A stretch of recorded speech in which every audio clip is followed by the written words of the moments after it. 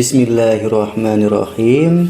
Assalamualaikum warahmatullahi wabarakatuh.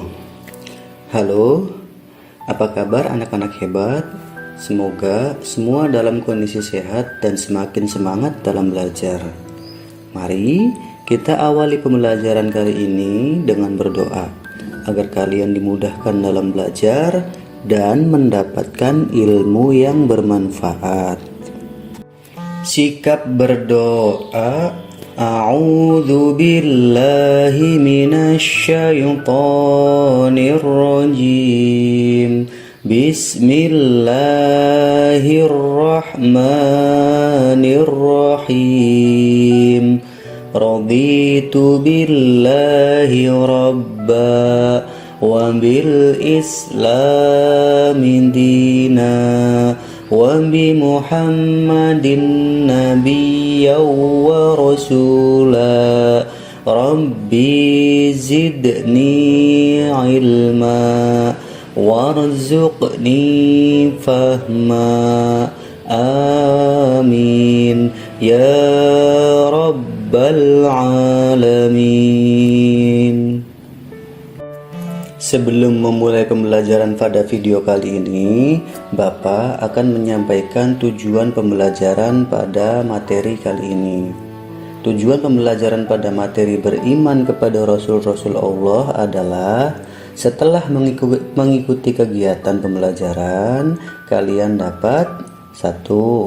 Menjelaskan arti iman kepada Rasul dengan benar.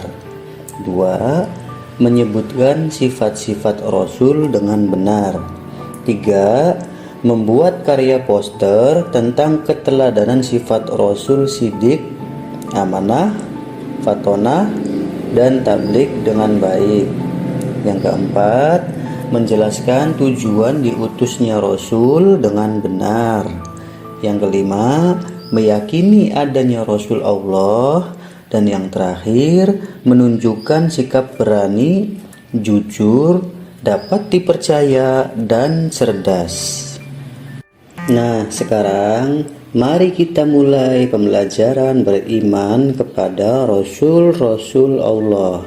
Pada materi kali ini ada 3 hal yang akan kita pelajari, yaitu 1. Makna iman kepada Rasul. Yang kedua, sifat-sifat Rasul. Dan yang ketiga, tujuan diutusnya Rasul. Anak-anak, tahukah kalian apakah iman itu? Iman artinya percaya. Untuk lebih memahami apa arti iman, mari kita perhatikan ilustrasi berikut. Ada sahabatmu berkata, "Di saku celanaku ada uang sebanyak 10.000 rupiah. Hatimu membenarkan apa yang diucapkan sahabatmu. Nah, iman seperti itu anak-anak. Meskipun kalian tidak pernah melihat uang 10.000 di saku celana sahabatmu, tetapi kamu mempercayainya dan hatimu membenarkan. Itulah makna dari iman." Lalu, apa makna iman kepada Rasul-Rasul Allah? Iman kepada Rasul-Rasul Allah berarti kalian percaya bahwa Allah telah mengutus Rasul-Rasulnya sebagai teladan dan contoh bagi manusia. Menurutmu, manakah tokoh idola yang patut dicontoh? Artis? Presiden? Pemain bola? Atau para nabi dan rasul? Ya, tidak masalah kita mengidolakan seseorang asalkan orang itu baik. Namun, alangkah baiknya jika kita mengidolakan para nabi dan rasul karena Allah mengutus rasul-rasulnya sebagai teladan dan contoh bagi manusia dalam menjalani kehidupan. Allah Subhanahu wa ta'ala berfirman dalam Quran surat Al-Ahzab ayat ke-21. A'udzubillahi minasyaitonirrajim. Bismillahirrahmanirrahim. Laqad kana lakum fi Rasulillahi uswatun hasanah. Yang artinya, Sesungguhnya telah ada pada diri Rasulullah itu suri teladan yang baik bagimu. Anak-anak, tahukah kalian bahwa Nabi Muhammad SAW juga para rasul-rasul yang lain adalah manusia biasa? Ya, mereka makan, minum, bekerja, mempunyai keluarga, dan mempunyai anak-anak. Lantas, mengapa kita perlu menjadikan mereka teladan dan idola? Karena mereka memiliki akhlak yang baik. Allah mengangkat mereka menjadi rasul karena memiliki 4 sifat yang baik. Sifat apa sajakah itu?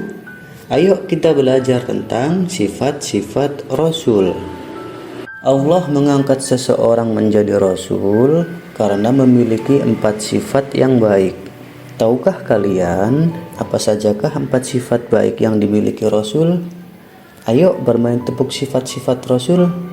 Bapak contohkan ya, nanti kemudian kalian ikuti.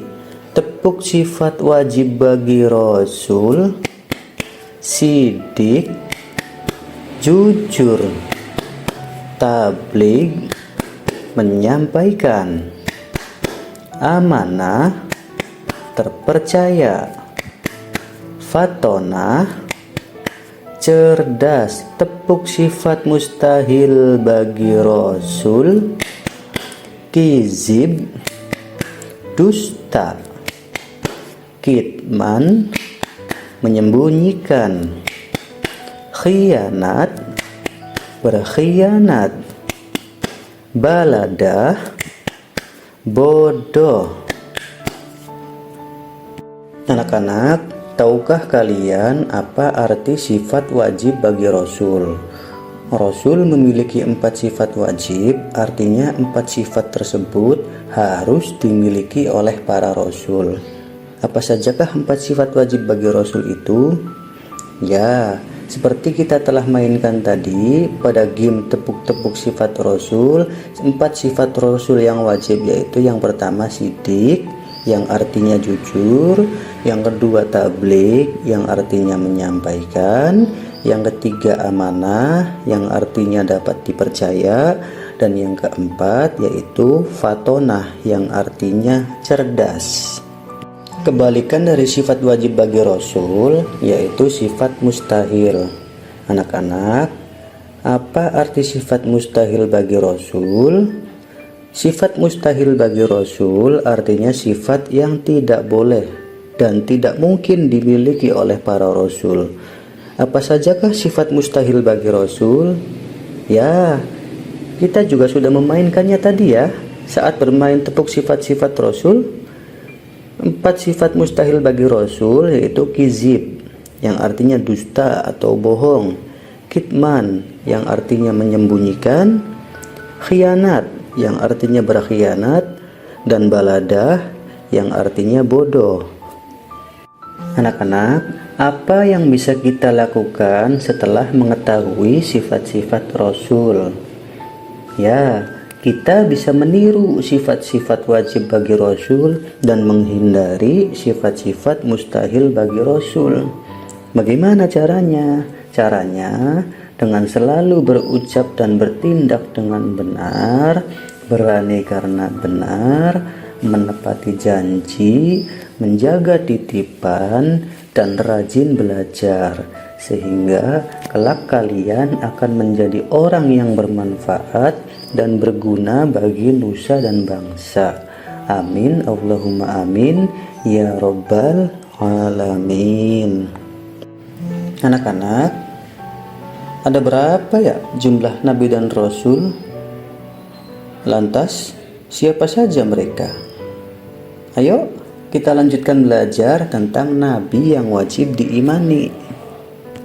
Salah seorang sahabat bernama Abu Dzar radhiyallahu an bertanya kepada Nabi Muhammad sallallahu alaihi wasallam, "Ya Rasulullah, berapa banyak nabi dan rasul?" Nabi Muhammad sallallahu alaihi wasallam menjawab, "Ada 124.000 nabi dan 313 rasul." Ketika itu Nabi Muhammad SAW tidak menyebutkan nama-nama mereka. Wah, banyak sekali ya. Bukannya ada 25. Pertanyaan kalian itu dijelaskan oleh Allah dalam Al-Quran sebagaimana firman-Nya yang artinya, dan sungguh kami telah mengutus beberapa rasul sebelum engkau Muhammad. Di antara mereka ada yang kami ceritakan kepadamu, dan di antaranya ada pula yang tidak kami ceritakan kepadamu. Quran Surat Al-Ghafir ayat 78. Jadi kalian tenang saja. Para rasul yang wajib diimani tetap ada 25, karena nama-nama rasul inilah yang diceritakan dalam Al-Quran. Siapa sajakah mereka?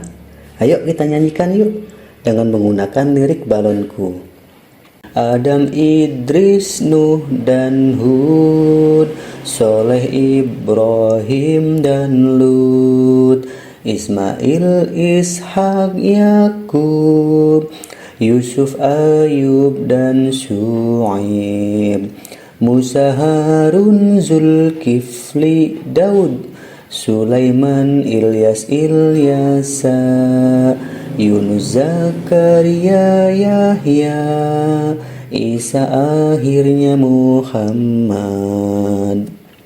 Anak-anak, mengapa harus ada nabi dan rasul? Apa tujuan diutusnya rasul? Kita percaya bahwa ada Allah yang menciptakan kita dan alam semesta ini. Kita ingin tahu apa yang dikehendaki Allah dan bagaimana cara berhubungan dengan Allah. Allah Maha Baik, Maha Penyayang, dan Maha Pengasih. Allah berkehendak untuk memberi petunjuk kepada seluruh manusia. Allah juga memilih manusia-manusia pilihan yang memiliki kemampuan untuk menerima penjelasan tentang ajaran agama. Manusia pilihan Allah inilah yang dinamai Nabi dan Rasul. Lantas, apa perbedaan dari Nabi dan Rasul? Nabi adalah lelaki pilihan Allah yang dikaruniai wahyu oleh Allah untuk dirinya sendiri dan tidak wajib menyampaikannya kepada orang lain atau kepada umatnya. Sedangkan Rasul adalah lelaki pilihan Allah yang dikaruniai wahyu oleh Allah untuk dirinya sendiri dan wajib menyampaikan kepada orang lain atau kepada umatnya. Nah, di sini jelas ya anak-anak. Jadi perbedaan antara nabi dan rasul itu terdapat pada cara menyampaikan wahyu yang datang dari Allah. Kalau nabi tidak wajib menyampaikan kepada orang lain, sedangkan rasul wajib menyampaikan kepada orang lain atau kepada umatnya. Rasul diutus Allah Subhanahu wa Ta'ala dengan tugas khusus menyampaikan wahyu kepada manusia. Rasul diutus untuk menyampaikan pesan agar manusia selalu menyembah Allah tanpa syarat dan tanpa menyekutukannya. Rasul diutus dengan tugas menyampaikan pesan berupa kabar gembira dan kabar buruk. Kabar gembira bagi siapapun yang beriman dan beramal soleh, dan kabar buruk berupa peringatan agar menghindarkan diri dari amal buruk. Rasul juga diutus untuk menyempurnakan akhlak manusia. Rasulullah Shallallahu Alaihi Wasallam bersabda, "Innama bu'itsu liutammima makarimal akhlak," yang artinya sesungguhnya aku diutus untuk menyempurnakan akhlak manusia. Hadis riwayat Bukhari dan Muslim. Alhamdulillahirabbil alamin. Pembahasan materi tentang beriman kepada Rasul-Rasul Allah telah selesai kita pelajari. Tetap semangat anak-anakku, teruslah belajar, Keluarkan semua potensi dan kemampuan yang kalian miliki, karena kalian adalah anak-anak hebat. Sampai jumpa di video berikutnya. Billahi taufiq wal hidayah. Wassalamualaikum warahmatullahi wabarakatuh.